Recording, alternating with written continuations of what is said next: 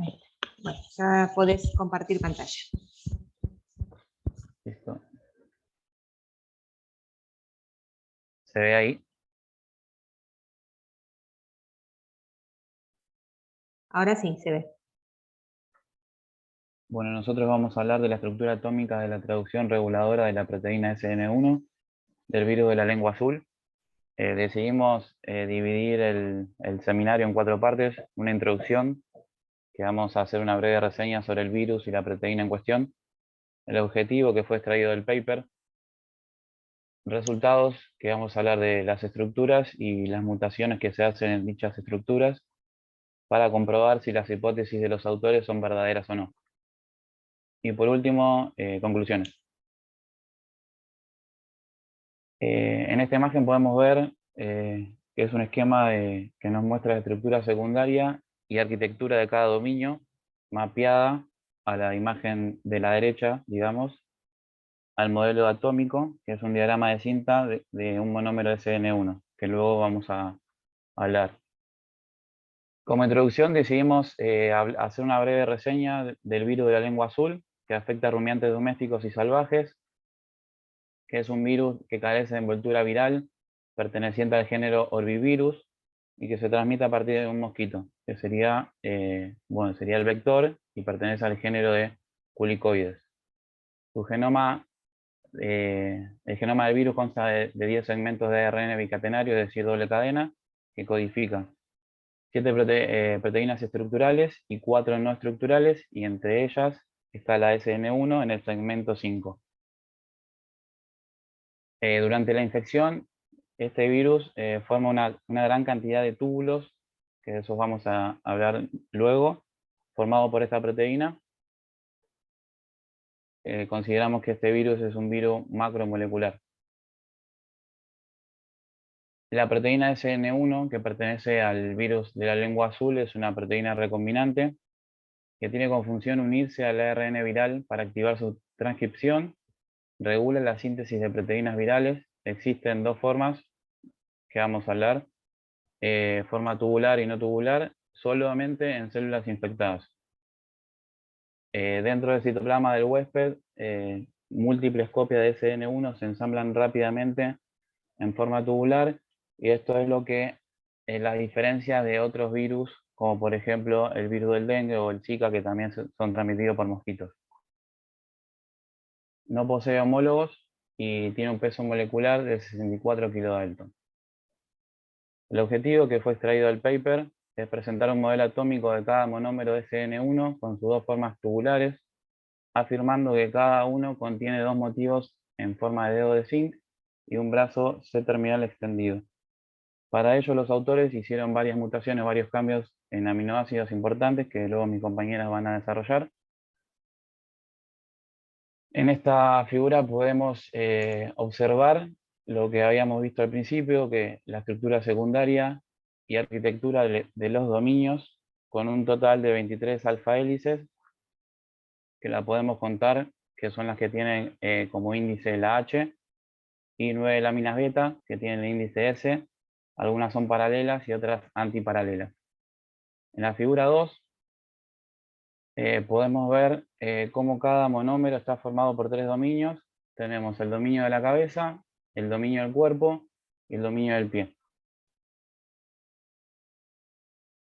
En la figura 3 nos muestra cómo son estabilizadas estas estructuras, que son por interacciones hidrofóbicas, donde el brazo hidrofóbico se extiende desde el cuerpo y ocupa una hendidura hidrofóbica en el monómero vecino, mientras que su hélice terminal muestra una cara hidrofóbica para agarrar el dominio de la cabeza del monómero vecino.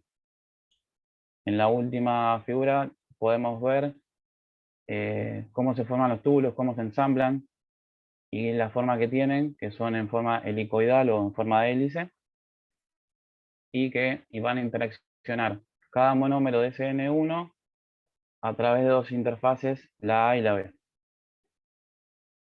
En la parte de estructura dividimos primaria, secundaria, terciaria y cuaternaria.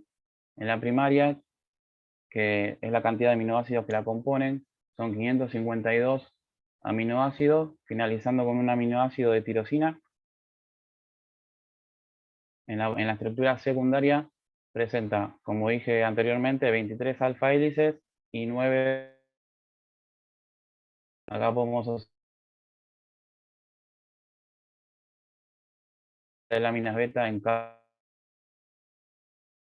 En el dominio del pie va a presentar 2 hélices enlazadoras, que lo que hace es unir el pie, mejor dicho, con la cabeza. En la estructura terciaria podemos ver que cada monómero está formado por 3 dominios y el dominio del pie, un brazo C terminal, que lo que va a hacer, digamos, es interaccionar con el monómero vecino para formar los túbulos con diámetros variables y configuraciones en forma de hélice. Y 2 dedos de zinc, que vamos a llamarlos motivos, en esos motivos. Y por último, la estructura cuaternaria, que es la formación de túbulos, por eso consideramos que es una proteína supramolecular. Estos dos motivos, uno de los motivos, que sería el 2, es un motivo clásico que está formado por 2 cisteína y 2 histidina. Bueno, con respecto al brazo C terminal, estudios previos demostraron que es esencial para la formación de túbulos, pero no para la replicación del virus. Entonces, para verificarlo, realizaron mutaciones por delesión, que, bueno, se puede ver en la imagen el brazo C terminal de color rojo que resalta, que se extiende desde el dominio del cuerpo del monómero y ocupa el surco hidrofóbico del dominio de la cabeza del monómero vecino, que es el amarillito.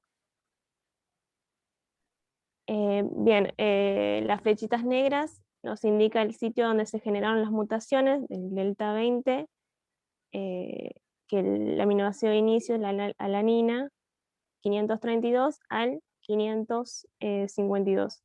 Y delta 30, la lisina, la K-lisina, 522 al 552. En la otra diapo. Bueno, como resultado en el gráfico de una curva, bueno, es una curva de crecimiento de virus y se puede observar que la tasa de crecimiento de los virus mutantes, delta 20 y delta 30, disminuyó ligeramente en comparación con el tipo salvaje, que es sin mutación.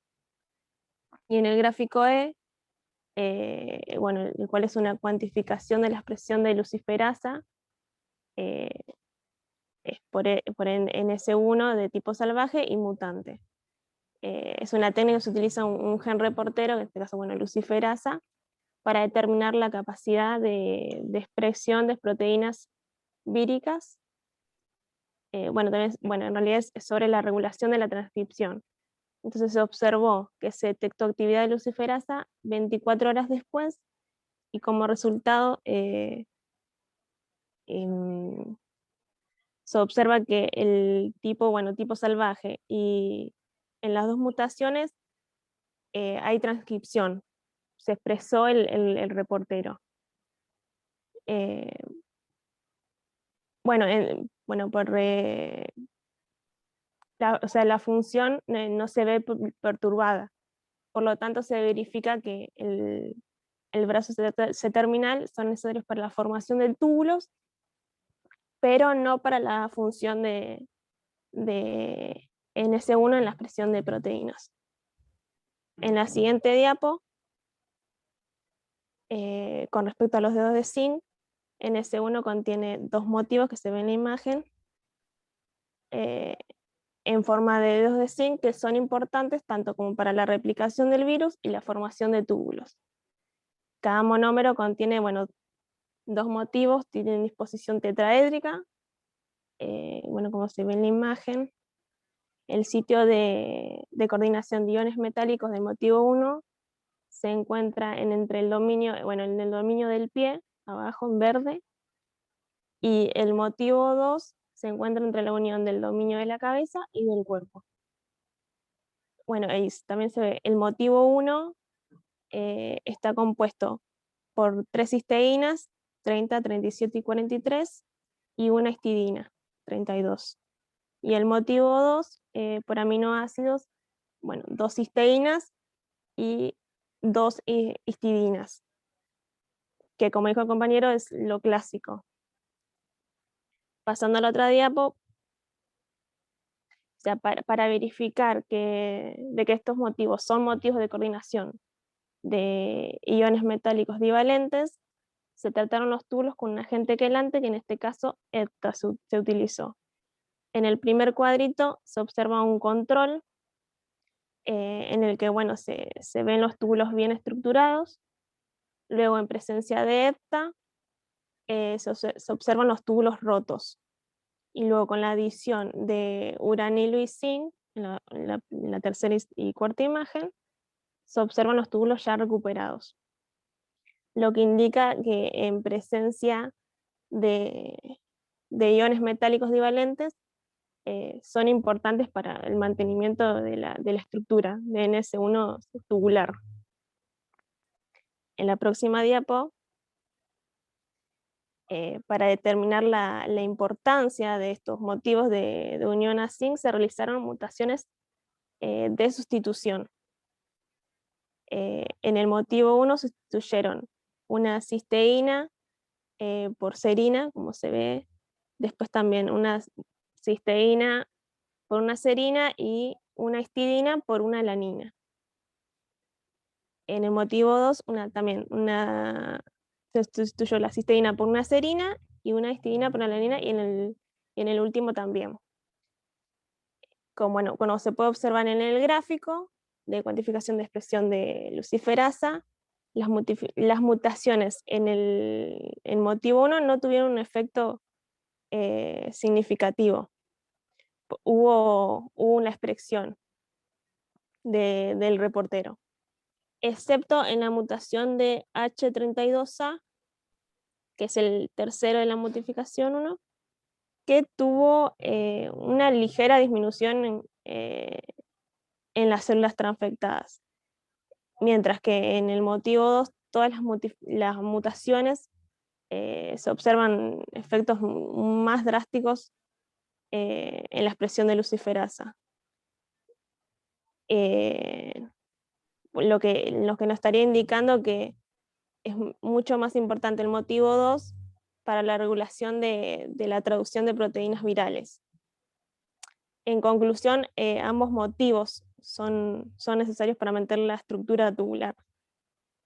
También se realizaron mutaciones en residuos cercanos, que está la ubicación KR34, 35, bueno, y se observó que un virus se recuperó con éxito, mientras que en las mutaciones en motivo 1 y motivo 2 no se pudo recuperar virus mediante genética inversa. Y eso es todo. Bueno, yo voy a hablar de las interacciones monómero-monómero dentro de la capa, intercapa, donde esta longitud de la proteína NS1 abarca dos grandes encuadernaciones de las superficies que están presentadas por cada monómero a sus dos monómeros vecinos dentro de la misma capa. Esta pequeña imagen que está acá abajo representa los dos monómeros unidos por las interfaces A y 2 unidos por las interfaces B. En el primer gráfico, o sea, en la primera imagen, donde dice layer 1, layer 2, serían las dos capas. Estas bicapas forman túbulos, y estos túbulos tienen formas de hélice. En este pequeño zoom que se hace, muestra las interacciones entre monómeros de estas interfaces, donde cada una incluye una mezcla de residuos hidrófobos y tienen interacciones extensas entre los monómeros de esta misma capa. Pásame la diapositiva. Para la unión entre capas de estos 6 monómeros, en el túbulo de la NS1, en estos cuadros representan lo que son los aminoácidos más importantes de cada dominio. Por ejemplo, en el cuadrito amarillo podemos ver la tronina, si lo puedes marcar, dice que tiene la T. Después tenemos el ácido glutámico, las cisteínas, fenilanina, tirosina y alanina, donde este primer cuadro representa los modelos atómicos que empaqueta estas intracapas y muestra que este dominio de la cabeza de un monómero y la cabeza del otro monómero del dominio del pie del que sigue. Por eso se indican las interacciones de estas interfaces monómeros-monómeros de A y B. En el cuadrito azul se puede ver también los aminoácidos más importantes de este dominio, donde R representa arginina, S serina, F fenilanina, bueno, ahí está, el ácido glutámico, treonina, histidina y lisina. Donde también muestra que estos modelos atómicos generan un aumento de la hoja plegada beta dentro de esta capa, donde implica el dominio de esa cabeza, este monómero, y el brazo C-terminal del monómero siguiente. No, déjame la diapo anterior, perdón. Esta arquitectura se va a estabilizar lateralmente empaquetando interacciones de estas subunidades SN1, NS1, vecinas de cada una de las capas, y verticalmente por las uniones compactas que van a haber en estos 6 monómeros de las 2 capas diferentes. Ahora sí. Bueno, tenemos acá la interfase B, donde también podemos ver en este pequeño zoom que está en este cuadradito, las cisteínas 364, donde están unidos por esta interfase. En este caso podemos que se revelan interacciones y existe una posible formación de un enlace disulfuro entre la C364 de este monómero y la 3664 del otro monómero de la misma capa alrededor de un eje de simetría lateral. Ahora se puede ver que para que exista este posible enlace disulfuro se va a necesitar obviamente estas dos cisteínas que se oxiden, y ahí se puede formar este enlace negando al medio protones y electrones, y puede ser que exista un probable enlace.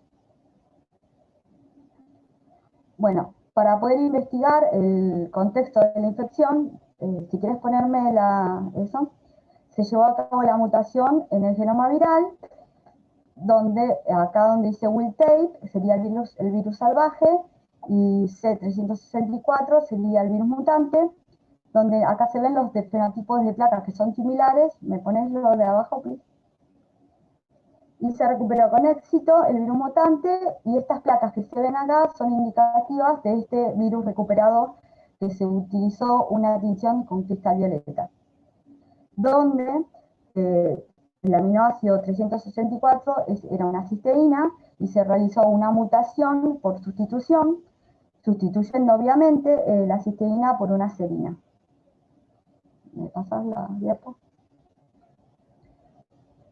En este ensayo se hizo un análisis de inmunofluorescencia, donde se mostró los cuerpos virales similares. Esto es lo que nos va a indicar, es una indicativo de recuperación viral similar entre ambos, donde lo que podemos ver es que en el virus salvaje tenemos esta proteína NS1 más distribuida en el citoplasma. En cambio, en lo que es el virus mutado, está más retenido en lo que es cerca del núcleo, y más en este tipo de localización fue lo que fue afectada en el virus salvaje y en el virus mutante. Pero ambas muestran en la purificado en placa, los virus mutantes mostraron una replicación viral eficaz. Poneme el botito.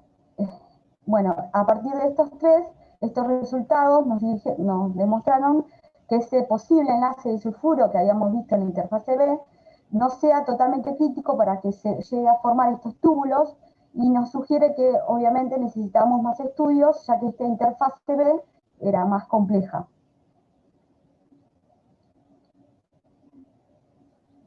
Muy bien, nosotros vamos a hablar de la discusión final.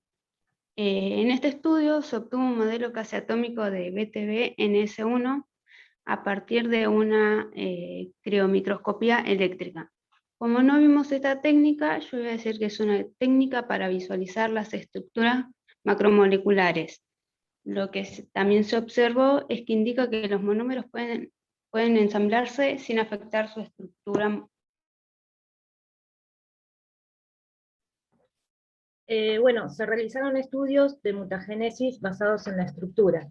Estos estudios nos han mostrado que al eliminar el NS1 del brazo carboxiterminal, se anula la formación de túbulos, pero que aún podía recuperarse el virus infeccioso. Bien, también vamos a hablar sobre la forma no tubular. Como dijo la compañera, es suficiente para la replicación del virus y para regular al hacer la traducción del ARN mensajero viral. Los túbulos pueden desempeñar un papel muy importante en la patología celular. Esto permite, durante la infección por BTV, reducir los daños celulares causados por el virus. Bien, también la estructura atómica de BTV-NS1 revela que los dedos de zinc tienen arreglos tetraédricos, como dijo la compañera, y que también se revelaron que las estructuras de los túbulos se vio afectada por el tratamiento con agentes quelantes. Bien, especulamos que NS1 permite imitar alguna función de ROXAN. ROXAN es una proteína no estructural relacionada con el rotavirus que se encuentra en los mamíferos, de tipo C3H1 y C2H2. Como ROXAN posee 5 motivos, el primero de ellos se localiza en una región con 100% de identidad con el motivo 2 de BTV-NS1.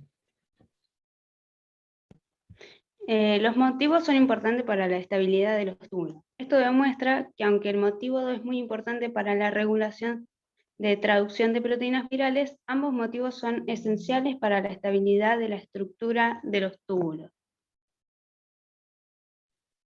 Los túbulos purificados, a partir de células infecciosas por BTV, se ensamblan en formas helicoidales variables, que también se pueden convertir en no helicoidales por el nivel de zinc u otros cationes bivalentes. BTV podría emplear un mecanismo de retroalimentación negativa. Esto es para regular la traducción de proteínas virales, secuestrando la forma funcional no tubular de NS1 en conjuntos tubulares.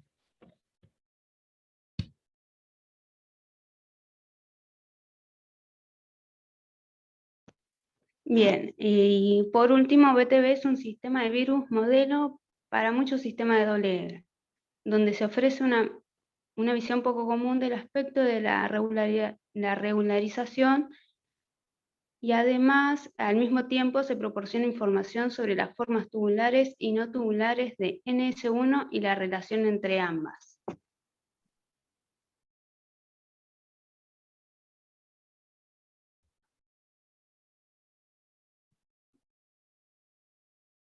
Listo, profe. Bueno, muy bien, muy lindo.